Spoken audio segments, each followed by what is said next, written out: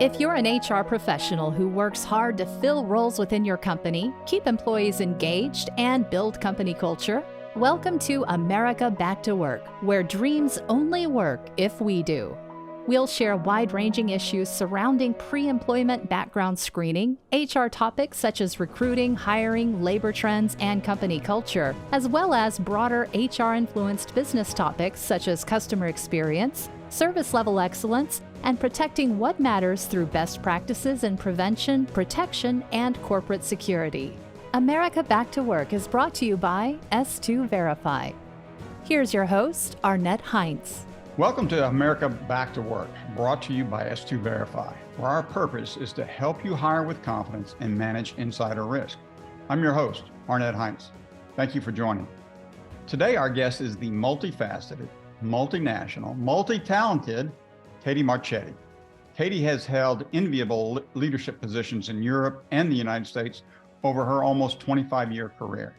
She not only holds a law degree from the University of Tennessee, but also a master's in law from the King's College in London. Katie, welcome to the show, and I'm delighted you could join me today. Would you mind sharing a little more about your background and area of expertise with our audience?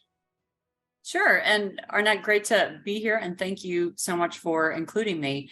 About my background, I'm now the Vice President of Community and Operations at VC3 DAO, which is one of those oddly named blockchain entities, which I'm excited to talk about in a bit more detail later. And prior to this, I was the managing director at a group called Blue Wave based in Nashville, which is essentially a marketplace for PE. So imagine, an Amazon for private equity. Prior to that, I was with a group called GLG, Gerson Lamron Group, and primarily in London for 10 years. And then the last year in New York as chief of staff. But I managed the firm's, kind of helped build it actually from a much smaller entity, what it was in 2009 to where it is today. And I managed the credit and macro segments for the Europe, Middle East, and Africa. And because I've been working for so long, there's even more jobs. I'm a recovering attorney, a US securities attorney, and practiced in London with Herbert Smith Freehills. And when I was a baby working person, I was in executive search, both in the US and Europe. So that is probably too much about me. No, that's great about you. Thank you again for sharing that with everyone. So I just heard you mention how in the early phase of your career, you were in the executive search industry. That's kind of interesting. And I think our audience will find it so that what do you think has changed from back in those early days to now? What has been the most significant change in this area? It's a good question because it's where do you even start? I think it's changed immensely, despite still being based on human connectivity and people interacting with each other to put them in the right place. But without a doubt, technology. I think that you are now the state of the industry. You are connecting with far more people and you're providing them with far more information. And I think with varying degrees of success, I think in a lot of ways it has improved and in a lot of ways it has kind of depersonalized it. So you're wondering how much you're kind of spraying and praying and how much you're actually hitting the target in the middle. And to further contextualize it, when I was in executive search, we were keeping profiles on paper. So, that makes me sound old, but there you go. Times have changed. So today, yes. What do you think the most challenges are with hiring and onboarding personnel today, going back, over the last 25 years to now, when you just highlighted how it used to be everything on paper. Well, today, paper is the last thing we want to touch. So very true. Yes. I think some of the challenges are dovetailing off the technology point to a certain extent. I think, and even more than just technology and giving people the option to, email versus like walking over to ask someone a question in your first few days in the office. The COVID period has, moved everyone to remote or hybrid working. And I say everyone cautiously. I think most companies in some way, shape, or form have at least a couple of employees that are working in some sort of remote or hybrid model. But and to be clear, I don't think the remote and hybrid working is net negative by any stretch, but it has required more of a shift for companies. And I think the biggest change that I have seen is, you bring someone in the first day, you do, and this has been, more traditional and historical, you bring them in, you put them all in a room. If you have a start class for a couple of hours, you tell them what to wear, what not to wear, give them the employee handbook, and then you basically sit them next to the person whose role they're going to replicate and train from. And it was more of a shadowing model. The remote and hybrid working aspect has really changed that. So companies just have to be a little bit more proactive in ensuring that individuals, once they start, are able to get the technical skills and really absorb the company culture without relying on, just sit with this person and listen to all their calls and do more of the ride along. And again, that's on the technical side. And the other piece is, again, the company culture. It's sometimes it is quite difficult on Zoom to really show the differentiation in your company versus other ones that the individual could have worked for. Yeah. I'd also like to get your perspective on what companies can do differently in regards to the onboarding process. What makes it better for them? What can they do faster? At S2 Verify, one of the technologies that we think our clients are actually benefiting from is called Swift Hire, which greatly enhances the onboarding process because it expedites information that we're going to obtain for background screening. And so it can actually help us reduce that time to anywhere from a couple of hours to maybe 2 days. So any other suggestions that you might have? I think that, technical tools and, with the tool that you were just referencing, and in addition to some other ones that have cropped up in the last few years have helped immensely, but they forced companies to be more thoughtful about what does onboarding involve. If you can't do, as I said before, the ride along model, then how are you going to, properly segment and categorize onboarding opportunities for your employees to ensure that, within a reasonable period of time, they're hitting the ground running. So two things that I would say companies can do better. The first is more technical, and the second is more psychological. And the first, so as I mentioned, no more shadowing model. The manager needs to spend time in advance of the person coming on to really organize how this employee will have exposure to all the elements of their job. And the good news is it's a pain the first time you do it. And then, after you've done it once, at least for a particular division, then you can just kind of replicate it for all your new hires following.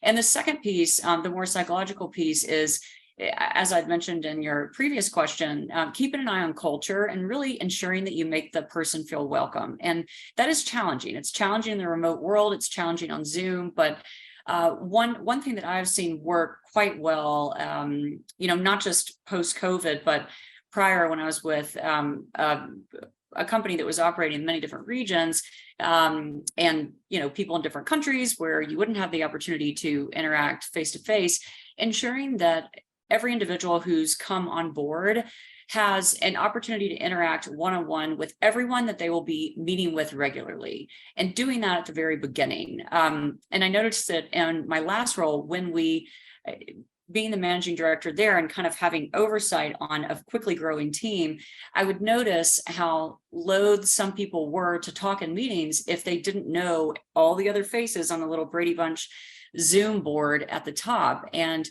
what I started realizing is, if I can set up one-on-ones, even remotely, with everyone that they're regularly going to be interacting with, it would naturally elicit more participation in team meetings, which ultimately is what you want. That's why you get people together in the first place. So, and it really does make your company and your entity a bit stickier. And it's not, perfectly exchangeable with any of the other places where that person could be working.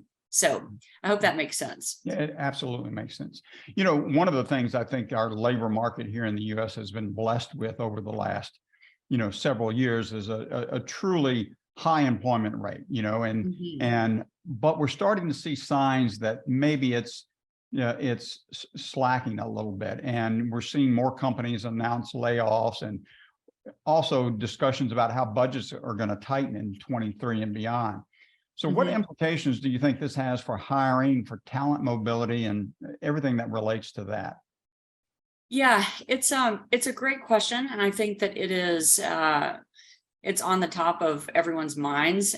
In my last role, which focused more on the private equity industry, we were seeing human capital becoming a bigger and bigger and bigger portion of time and money focus for PE firms and the companies that they own. So if anyone is struggling with this, you are not alone. Everyone is, this is top of mind for everyone. So specifically on the budgetary pressures, at the beginning of the pandemic, and when we started to see the labor market significantly tighten, I guess not probably 6 months into the pandemic, we saw everyone go straight for comp. It was, okay, we're just going to pay people more. We're going to pay them staying bonuses. You saw some of the investment banks just with some pretty nutty numbers. And fast forward probably 12 months from then, they were facing still the same amount of turnover and moves. I mean, I know that this is very industry dependent and level dependent and all that, but that was the first ripcord that people sought to pull. It was, let's just pay people more and then they'll stay in their seat. And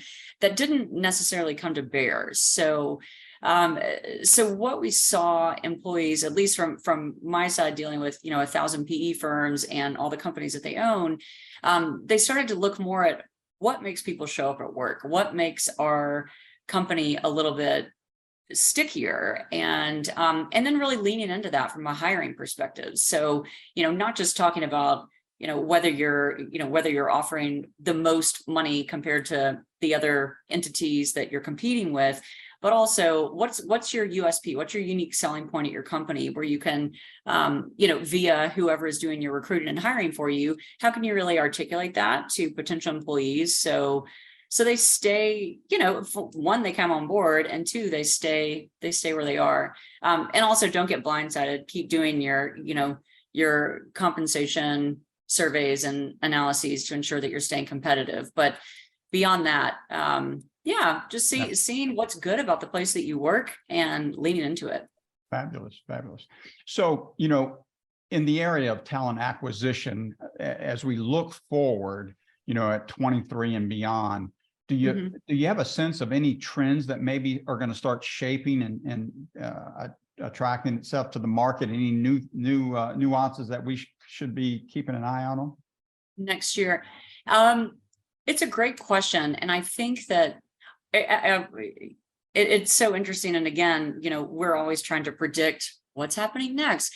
But I do think you saw, after 2 years of again, remote working and the pressure of the pandemic and all that, you see an extraordinary number of people doing something completely different. So what I think is going to happen in 2023 is more surprises. I think we will obviously see the tightness of the labor market slacken slightly, but I also think you're going to see some really cool, innovative things happening. Companies, in terms of talent acquisition, I think companies getting really creative about, hey, this is why you want to come, this is why you want to come to our particular entity versus another one.